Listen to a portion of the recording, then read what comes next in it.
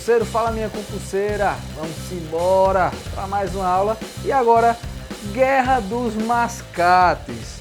Professor, eu estava muito ansioso, professor, por essa aula, muito ansioso. O professor também estava ansioso para trazer para vocês esse assunto. Slide na tela, olha aí, ó, coloquei essa imagenzinha aí, que foi a treta entre Recife e Olinda. Próximo slide. Professor, o que foi e como começou? Foi um movimento nativista, grave esse nome aí, nativista, ocorrido entre os anos de 1710 e 1711, no estado de Pernambuco. Foca aqui no professor. Olha só, quando nós falamos que uma revolta ou algo ele tem um sentido ou significado nativista, é porque traz o que é natural da terra. Por exemplo, aqui os brasileiros natos se ficaram, vamos dizer assim, putinhos, insatisfeitos com a chegada dos portugueses e o domínio do comércio recifense. Os caras começaram a enricar e isso trouxe uma insatisfação nativista.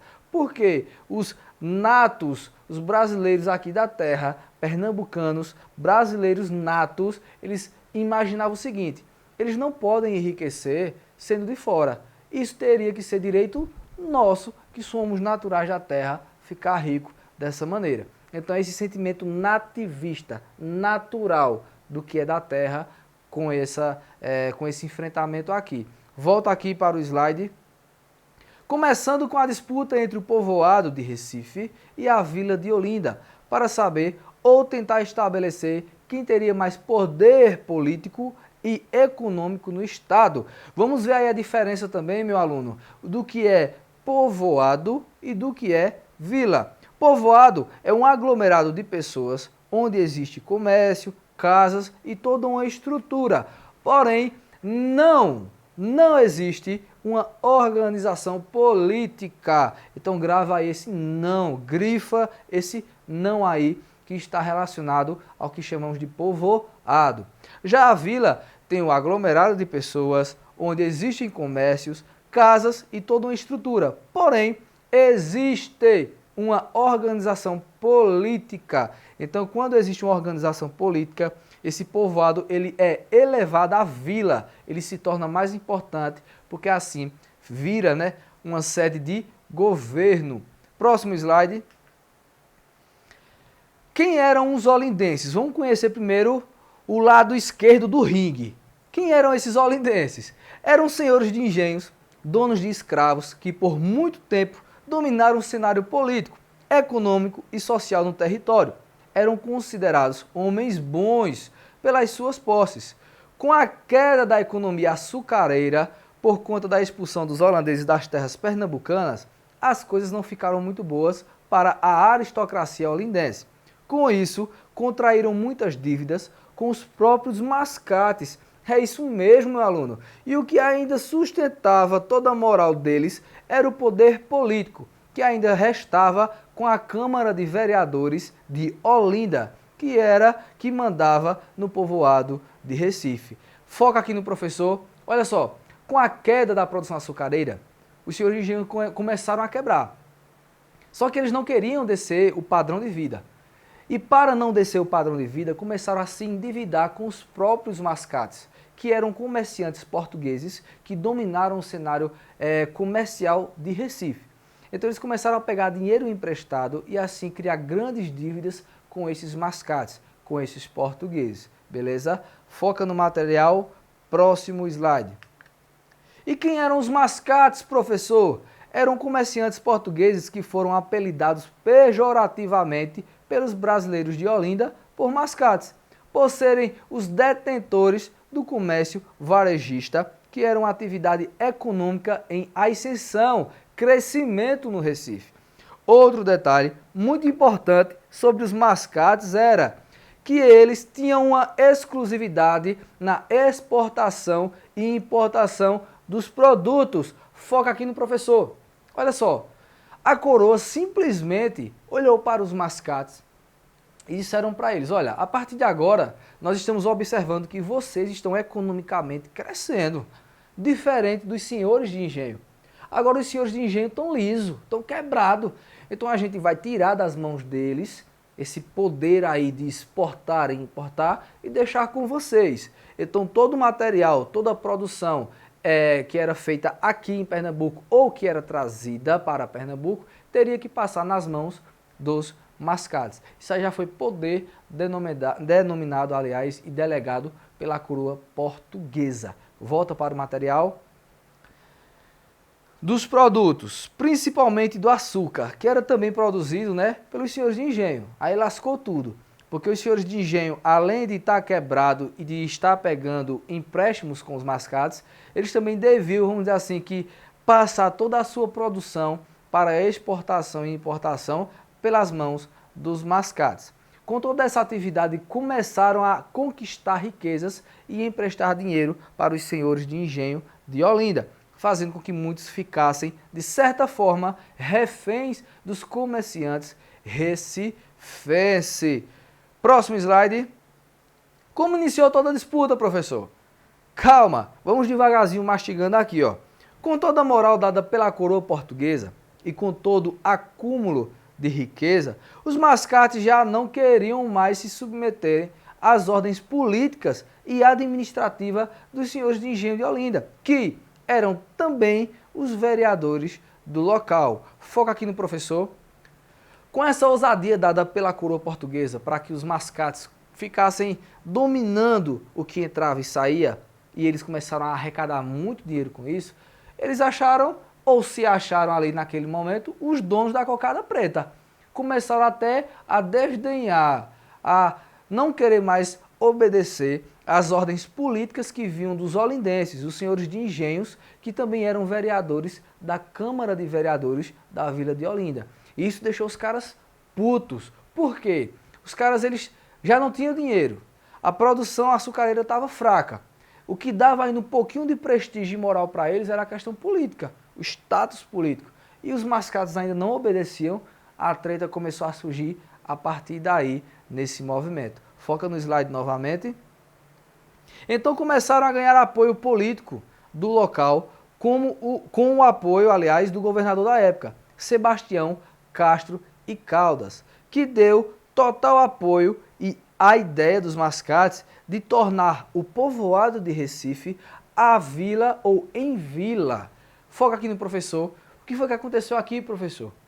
Eles, além de começarem a ganhar poder aquisitivo, de ganharem a moral da coroa para importar e exportar, os mascates também começaram a ganhar apoio político do governador da época.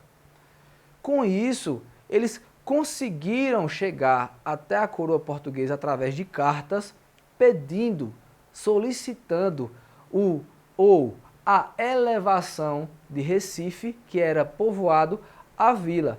Professor, explica direitinho? Vou explicar. Vê só. Falamos que vila ela tem o que? Uma organização política. Povoado já não tem. É um aglomerado de gente, tem comércio, tem tudo, mas não é um local que tenha uma Câmara de Vereadores. E a única coisa que dava moral para Olinda ainda era a Câmara de Vereadores. Sendo que se Recife crescesse a ponto de se elevar à vila e tivesse uma sede política, agora, além do poder econômico, do poder de exportação e importação, os caras iam ter o poder político, tirando todo o prestígio de Olinda. Então tudo isso foi feito na calada da noite, para que os olindenses não descobrissem que Recife estava planejando se elevar de povoado à vila através dos mascates. Foca no slide novamente. Recebendo a carta régia vinda de Portugal, concedendo a ascensão de povoado para a vila, começaram então a construção de locais e monumentos que iriam simbolizar essa elevação de povoado à vila do Recife. Foca aqui no professor, vê só. Eles mandaram a carta, o rei disse, olha, está autorizado. Vocês têm poder econômico, têm comércio, têm todo um fluxo e pode sim, agora ter uma sede de governo e ser independente de Olinda. Os caras disseram, oxe, agora papai, o negócio deu certo. Então vamos começar na calada da noite a construção de símbolos que tragam a ideia de ascensão de povoado para a vila. Professor, e que símbolos é esse? O primeiro símbolo importante era uma sede de governo, uma Câmara de Vereadores. Outro símbolo importante é o que nós chamamos de pelourinho.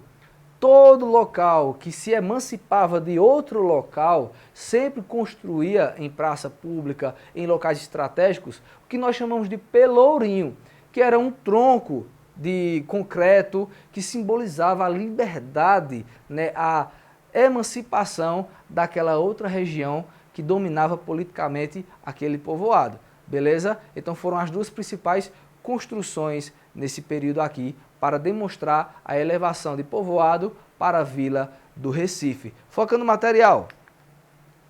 Que construção foram essas, professores? Ou que construções foram essas, professor?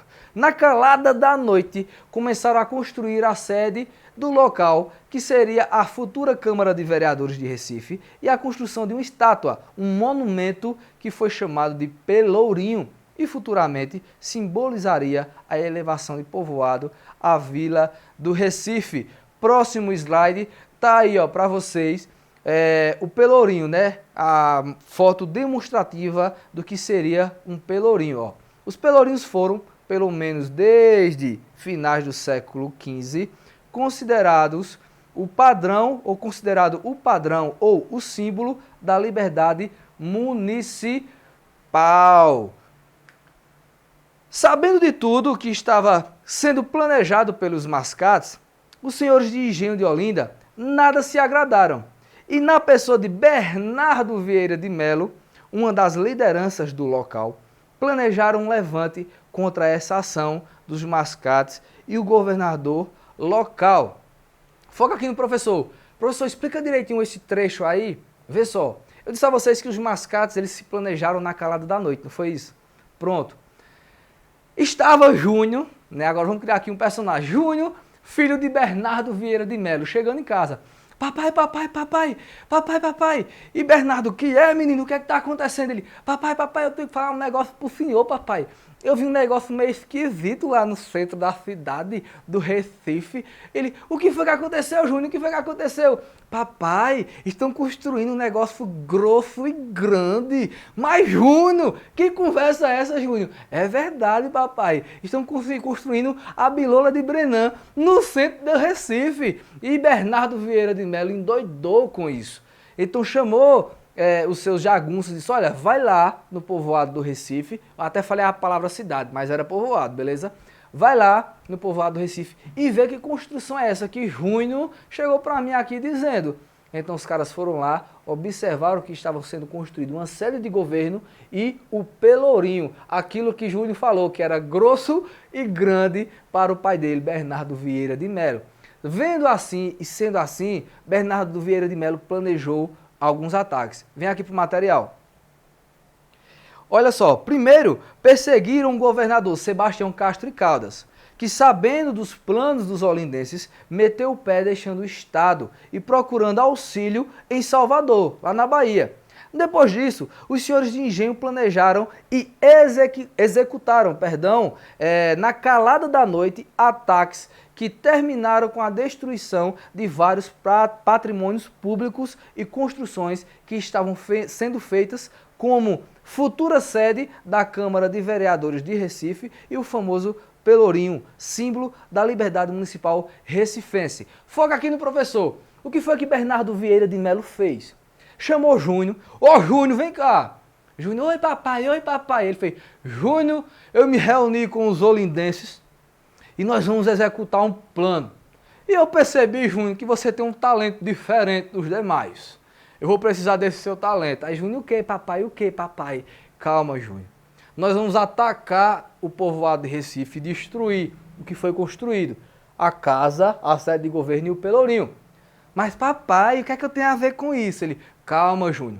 Nós vamos ter que fantasiar os nossos jagunços de índios. Ele, papai, então eu vou ter que pintar todos aqueles homens. Eu vou ter que passar tinta no corpo deles. Ai, papai, que mara, que show. Calma, Júnior, segura as tuas penas que tu vai fazer isso já já. E foi isso que Júnior fez. Bernardo mandou que Júnior fantasiasse todo mundo de índio e na calada da noite os jagunços chegaram no povoado de Recife e começaram a destruir, a tocar fogo em construções e principalmente na Câmara de Vereadores Vereadores e no Pelourinho, destruindo totalmente esses símbolos de emancipação.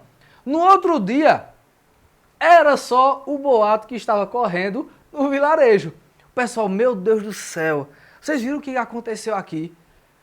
O pessoal chegou aqui, um monte de índio, era índio branco, era índio preto, era índio grande, era pequeno. Tinha um índio lá que tinha umas penas rosa, que chamava os outros de Júnior. Ô Júnior, ô Júnior. Então correndo nu todo mundo aqui. Para quê? Para tentar desviar a atenção da coroa portuguesa. Para que a coroa portuguesa, quando ficasse sabendo, dissesse, não, não foi os olindenses. Foram ataques indígenas que destruíram os símbolos que ali representavam a elevação de povoado de Recife à vila. Só que os recifenses não engoliram isso não. Os recifenses sabiam, porque viram alguns jagunços, alguns representantes fantasiados de índios e assim disseram à coroa portuguesa que tinham sido os olindenses que tinham destruído esses símbolos aí construídos. Então, Portugal, a coroa portuguesa, para intervir nessa disputa, sabendo que Pernambuco já não tinha mais um governador, o governador tinha sido frouxo e tinha mandado pé para Salvador, na Bahia, resolve intervir e manda para Pernambuco Félix Machado, que se tornaria o novo governador e colocaria fim nessa disputa aí entre Olinda e Recife. Vem para o material. Em 1711, a coroa portuguesa decide intervir nessa disputa, colocando um ponto final. Nomeou um novo governante para o estado, chamado Félix Machado, que já chegou prometendo anistia para os revoltosos de Olinda, seguindo a acalmar os ânimos e estabelecer ordem no local. Foca aqui no professor. Vê só a estratégia de Félix Machado. Ele chegou e disse, olha, eu quero fazer uma reunião com toda a população de Olinda e de Recife. Para isso, eu vou fazer um grande evento 0800. Contratou aquela Kombi do carro do ovo, mandou anunciar que ia ter um show de Priscila Senna, Rafaela e MC Tocha. 0800 para a população. A galera de um lado lá à noite, na festa de Recife e de Olinda. Priscila Senna cantando lá, todo mundo dançando, e eles tudinho ali se curtindo. Eles tinham até esquecido da disputa que tinha havido entre eles. Quando a festa estava boa, todo mundo já tinha esquecido quem é que entra? O narrador da festa. Com vocês, o novo governador de Pernambuco, Félix Machado. Aí ele entra. Boa noite, meu nome é Félix Machado. Estou aqui para trazer solução para Pernambuco.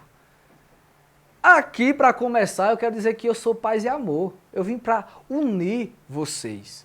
Eu vim para trazer amor para vocês. Então, desde já, aí cruzou os dedinhos, eu declaro anistia para aqueles que fizeram alguma coisa de errada. Deixa eu perguntar aqui para vocês, quem aqui começou essa revolta de atacar o povoado de Recife? Levanta a mão. E o pessoal de Olinda tudo, ó, calado. Quem aqui da parte de Recife atacou Olinda? Levante a mão. O pessoal tudo, ó, calado. Então ele prometeu anistia, prometeu amor, prometeu esquecer, prometeu financiar, emprestar dinheiro e todo mundo caiu na lábia de Félix Machado. Vem aqui para o material para vocês entenderem o final dessa história. Então, porém, após ele prometer essa anistia, né, e a poeira baixar, o governador dá a ordem de prisão para os cabeças da revolta, como por exemplo o senhor Bernardo Vieira de Melo, que foi preso e condenado ao crime de lesa majestade e levado para uma prisão em Lisboa. Olha só, foca aqui no professor. Simplesmente depois que a poeira baixou, Félix Machado ele olha assim para o jagunço dele e fala, pronto, agora nós vamos prender aqueles que fizeram esse levante. Então começaram a ir na casa de cada um. Chegou na casa de Bernardo Vieira de Melo, o senhor está preso pelo crime de lesa majestade e por liderar esse movimento, destruindo os símbolos de elevação do povoado de Recife à vila. Então o senhor está preso e vai ser conduzido para Lisboa. E pondo fim a esse movimento, restabelecendo até o laço político que tinha sido quebrado com a saída do governador para Salvador. Vamos para as questões, foca aqui no slide. A questãozinha PMPE 2016. Vamos ver aí. A chamada Guerra dos Mascates, episódio ocorrido em Pernambuco entre 1710 e 1711, foi um conflito entre diferentes elites político-econômicas, localizadas em Olinda e Recife, resultando na ascensão da elite mercantil de Recife. Sobre isso, assinale a alternativa correta. Letra A. Em 1710, as autoridades coloniais puseram fim ao conflito, reafirmando o status de Recife enquanto vila, o que conferiu à elite desse povoado os meios para consolidar seu poder político na capitania, mediante cargos na Câmara Municipal da nova vila. A alternativa está bonitinha, mas vamos ver as outras, né? Vamos ver as outras e ver qual o erro ou se realmente essa é a correta. Letra B. Os mercadores de Recife ou do Recife foram politicamente apoiados em sua revolta contra o poderio dos senhores olindenses por diversos grupos sociais livres de Recife e Olinda, assim como por um pequeno número de escravos. Não, eles não tiveram apoio, beleza? Completo, vamos dizer assim, da elite principalmente e dos escravos. Até porque esse pequeno número de escravos, quem detinha a quantidade maior de escravos e era soberano nisso aí eram os senhores de engenho, beleza? Então, esses diversos grupos sociais livres de Recife e de Olinda não apoiaram, né, vamos dizer assim, 100% os mercantis de Recife, no caso, os mascates. Letra C. A Guerra dos Mascates foi um conflito político entre senhores de engenho e mercadores de grande porte em Pernambuco no início do século XVIII, que se estendeu por outras províncias do atual Nordeste, como Ceará e Rio Grande do Norte. Não se estendeu. Isso aí foi uma revolta nativista, beleza? Porém, regional, foi local, não se estendeu a outras capitanias à época. Letra D. Os mercadores do Recife, em sua ânsia por liberdade, proclamaram a República em 1711, proclamando, entretanto, revogada pelas autoridades coloniais. Aliás, proclamação, viu gente? Entretanto, revogada pelas autoridades sociais. Negativo.